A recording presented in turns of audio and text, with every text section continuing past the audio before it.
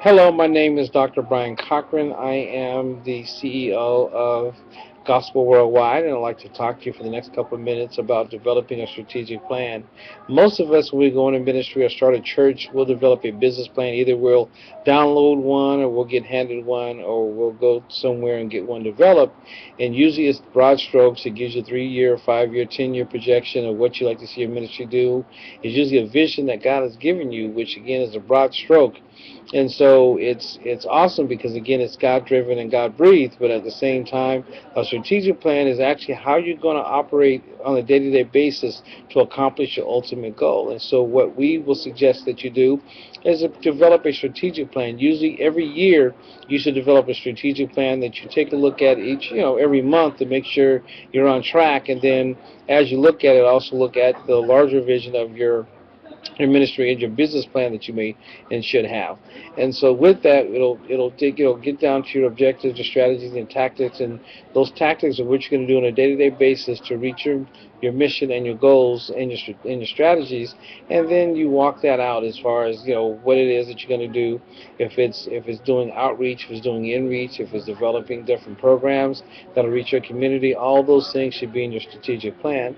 And so within the strategic plan, again, don't make it too broad where it's passed over a year, because each year you should renew your strategic plan, because there's some certain things that you may or may not accomplish within your plan, but it's a guide to help you to stay on track for what God has called you to do as far as your church or your ministry. So we help people with developing the strategic plans, because we found that when I've looked at business plans are so huge, they'll be 80 to 100 pages, which is great, or more in some cases.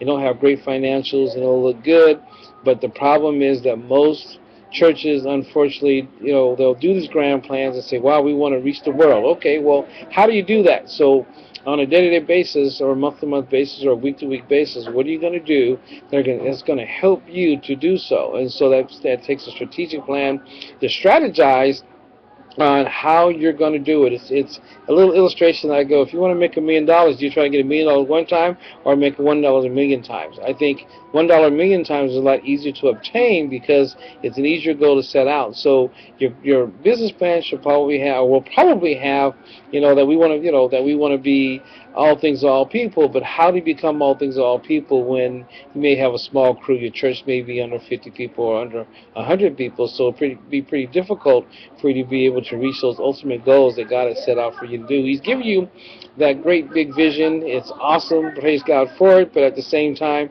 let's walk it out by developing a strategic plan. And with that strategic plan comes greater success with greater victories on a smaller basis, which will lead you into a greater success in the near future. So start with a strategic plan. If you don't have one, we can help you develop one. That's what we do. We're a ministry development organization or ministry.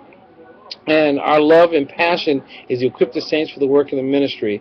Go to GWW1.com. That's GWW1.com. Stands for Gospel Worldwide, and that is our equipping ministry. And we are so glad that you attended this little presentation for tonight. We'll do some more, tomorrow or the next day or very, very soon. Thank you, and God bless you.